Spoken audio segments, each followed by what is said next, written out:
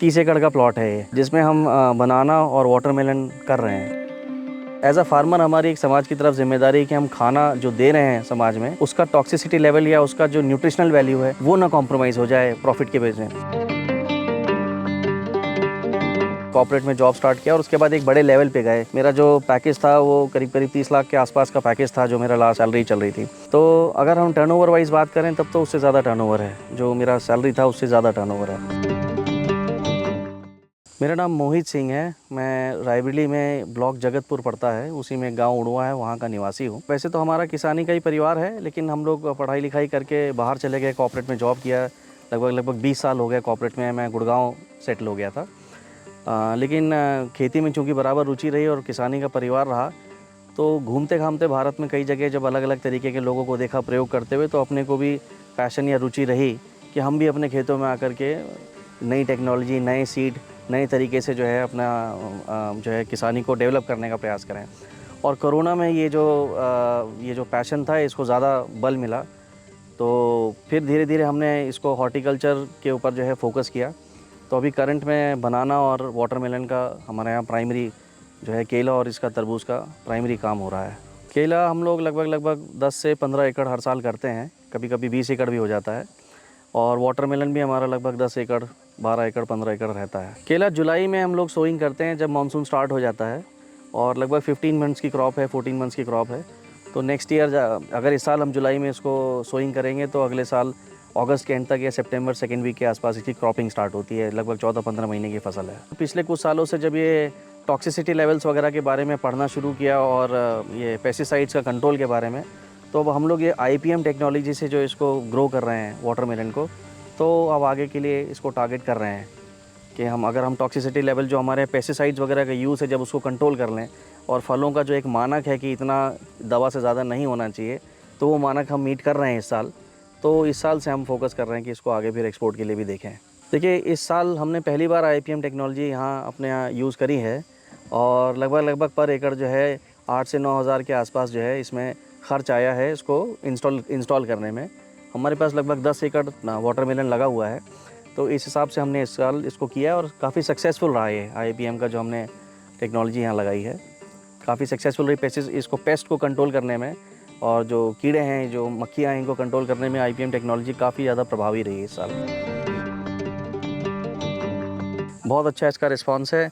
हमें देखिए दोनों तरफ से इसमें एडवांटेज है। पहला, जो पेस्टिसाइड में किसान को खर्चा आता है उसके, और IPM टेक्नोलॉजी का इम्प्लीमेंट करने से खर्चा आपका लगभग 50% के आसपास, 60% के आसपास डाउन हो जाता है। दूसरा, जो ज़्यादा महत्वपूर्ण बिंदु है कि आप जो दवाएं मार रहे हैं अपने फलों में, अपने खाने के सामान में, उन दवाओं को कंट्रोल करना ज़रूरी है, क्योंकि उन दवाओं के आगे जा कर के साइड इफ़ेक्ट्स भी तमाम तरह के निकलते हैं। तो किसान को दोनों तरफ से इसमें मार पड़ रही थी कि एक तो महंगे पेस्टिसाइड्स यूज़ करो, और उसके बाद में आपका दवा के प्रयोग से जो फलों का लाइफ होता है, शेल्फ़ लाइफ वगैरह होता है, वो भी कम हो जाता है।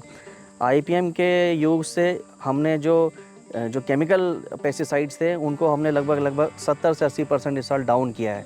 मतलब यूसेज हमारा कम हुआ है इस साल, और फलों की शेल्फ़ लाइफ भी बढ़ रही है। स्वाद में अलग तरीके का स्वाद आ रहा है, तो इससे काफ़ी प्रभावी रहा है IPM टेक्नोलॉजी।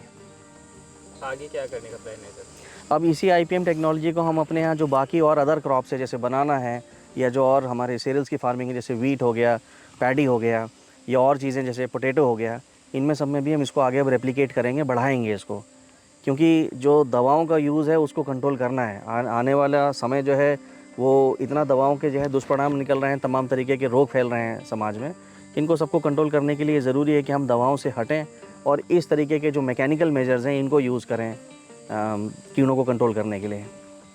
प्लस इनकी लागत भी दवाओं से तो कंपैरेटिवली काफ़ी कम आ जाती है लागत। अब हम जैसे वाटरमेलन और बनाना तो हमारा है ही है, अब आगे इसको हॉर्टिकल्चर में हमारा जाने का वो है। तो जैसे नींबू हो गया, लेमन, या अनार हो गया, इनका सबका प्लान कर रहे हैं कि इसको आगे यहाँ पर अपने खेतों में इनको भी हम ट्राई करेंगे। नींबू का, अनार का, इनका सबका ट्राई करेंगे हम।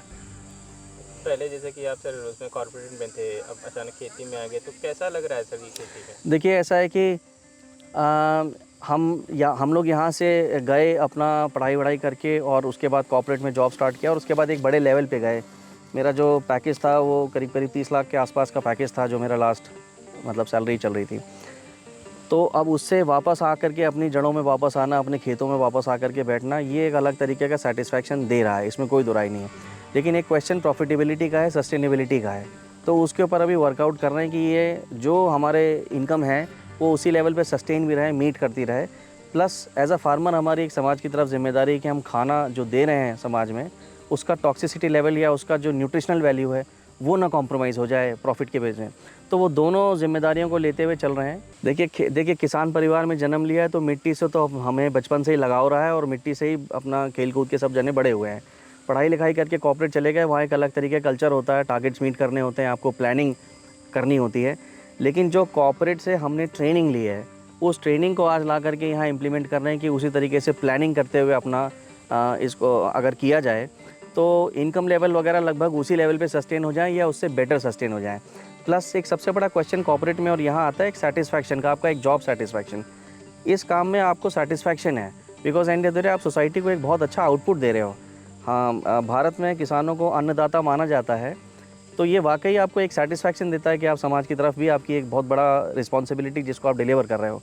कॉर्पोरेट में क्या आप अपना काम कर रहे हैं, आप अपनी सैलरी को लेकर के अपने घर जा रहे हैं, अपना परिवार पाल रहे हैं, सोसाइटी के ऊपर आपका उसका बहुत ज़्यादा इम्पैक्ट नहीं है। अपनी सुख सुविधाएं तो आप जोड़ सकते हैं पर सोसाइटी के ऊपर आपका बहुत ज़्यादा इम्पैक्ट नहीं है।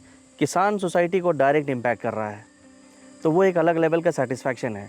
रह गया सवाल इनकम का, तो अब मुझे लगता है कि पिछले कुछ सालों में टेक्नोलॉजी में इस तरीके के चेंजेस एडवांसमेंट्स आए हैं कि अगर उस तरीके की प्लानिंग मैपिंग करते हुए आप चलें तो इनकम लेवल आपके लगभग कॉर्पोरेट वाले लेवल पे या उससे कहीं आगे भी जा सकते हैं।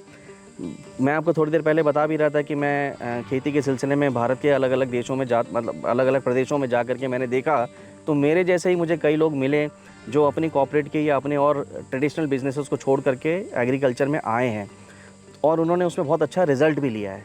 तो वही उन्हीं चीज़ों से इंस्पिरेशन लेकर के हमने भी अपने खेतों की तरफ इसको रुख किया और धीरे धीरे इसको हम सिस्टम को अपने हम स्ट्रेंथन कर रहे हैं, खड़ा कर रहे हैं। देखिए हमारे पास ये लगभग 30 एकड़ का प्लॉट है ये, जिसमें हम बनाना और वाटरमेलन कर रहे हैं। तो अगर हम टर्नओवर वाइज बात करें तब तो उससे ज़्यादा टर्नओवर है, जो मेरा सैलरी था उससे ज़्यादा टर्नओवर है। रह गया सवाल सेविंग्स का, तो कॉर्पोरेट में भी तमाम तरीके गवर्नमेंट ने सैलरीड आदमी के ऊपर टैक्सेस लगा रखे हैं, यहाँ आपको टैक्स फ्री इनकम है। तो मैं ये कह सकता हूँ कि जो लाइफस्टाइल मैं वहाँ मीट कर रहा था वही लाइफस्टाइल मेरी आज यहाँ भी मीट हो रही है। तो हाँ, मतलब उसमें लाइफस्टाइल में कहीं कोई अभी तक बड़ा ड्रास्टिक चेंजेस नहीं आए, वही लाइफस्टाइल है। प्लस जो सेटिस्फैक्शन है वो अपना एडिशनल है। वहाँ से मतलब एक कॉर्पोरेट की जॉब से और यहाँ के सेटिस्फैक्शन में बहुत ज़्यादा डिफरेंस, ज़मीन आसमान का डिफरेंस है। वहाँ इसी रूम में बैठते थे और यहाँ पे यहाँ हम देखिए, यहाँ हम आपने मेरा घर भी देखा था कि हमने जो कॉटेज वगैरह बना रखा है उसमें एसी नहीं है। तो ऐसा नहीं कि हम एसी अफोर्ड नहीं कर सकते, बट यहाँ एक नेचुरल आपका एनवायरनमेंट है जो हम लोग मतलब मैं बहुत कॉन्शियसली इसको नेचुरल एनवायरनमेंट को क्रिएट कर रहा हूँ। आपने देखा होगा मैंने तमाम पेड़ लगवा रखे हैं। तो ये मेरा कहीं का जानकारी में मिली थी कि लगभग आपका जो है एक पेड़ जो है वो ऑलमोस्ट 5 से 7 एसी के बराबर कूलिंग कर लेता है।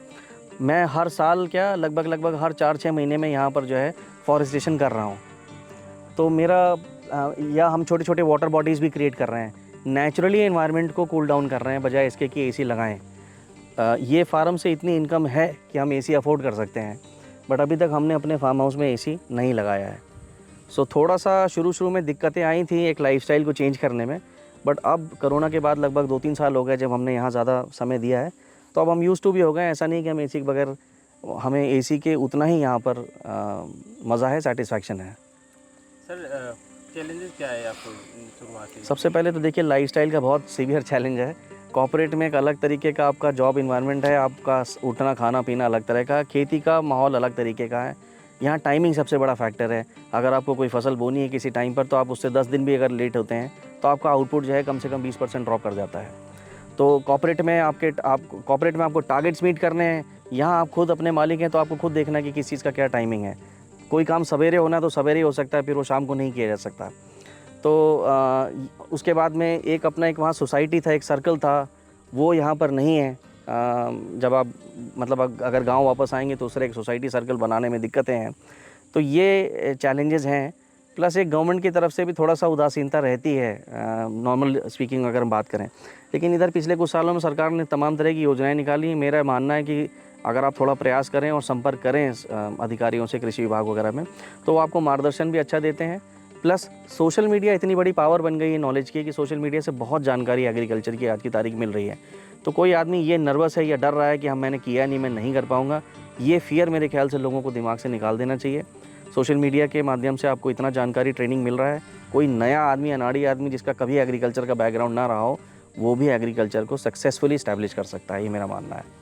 सर बस आखिरी सवाल, आपने कितने साल जॉब की कॉर्पोरेट में? लगभग 18 साल 19 साल जॉब किया है मैंने। मैं सीनियर मैनेजर था एक प्राइवेट कंपनी में, और स्कूल्स की एक चेन को ऑपरेट कर रहा था। करीब 15-16 स्कूल, बहुत बड़े ब्रांड है। और मैंने मुंबई में इसका हमारा मतलब मेरा था, मैं पहले गुड़गांव में था, गुड़गांव से फिर मुंबई गया, पुणे गया, तो स्कूल्स का एक बहुत बड़ा चेन था जिसको ऑपरेट कर रहा था। वहाँ से फिर ये अपना मतलब इसके ऊपर एग्रीकल्चर के ऊपर फुल टाइम फोकस किया है। पहले पार्ट टाइम चल रहा था, फिर बाद में फुल टाइम इसको फोकस किया। आपके चैनल को बहुत बड़ा धन्यवाद देना चाहता हूँ। आपके चैनल के माध्यम से भारत में ही अलग अलग कोनों में जो नई टेक्नोलॉजी, नई तकनीक से लोग नई तरीके की खेतियाँ कर रहे हैं, उसके बारे में बहुत सुलभता से जानकारी उपलब्ध हो रही है। मैं आपके चैनल का फॉलोअर भी हूँ, फ़ैन भी हूँ। मैं कई सालों से आपके चैनल को फॉलो कर रहा हूँ, सोशल मीडिया पर अदरवाइज़ भी। तो अब इन्हीं के माध्यम से जैसे क्या कहते हैं, मैंने आपको बताया कि लेमन हो गया, या पोमोग्रेनेट अनार हो गया, या मशरूम हो गया, इन चीज़ों में मैं शुगर केन के लिए भी हमने देखा है कि शुगर केन में महाराष्ट्र की साइड में मैंने देखा है एकदम बहुत बड़ा जंप लगा है आउटपुट में पर एकड़। तो ये 2-3 चीज़ें हैं जिनको फोकस करते हुए आगे इसको फार्म पर हम अपना डेवलप करने के लिए प्लान कर रहे हैं इसको। अभी तो आई एम एन्जॉइंग, ये जो जर्नी है, ये आई एम एन्जॉइंग इट।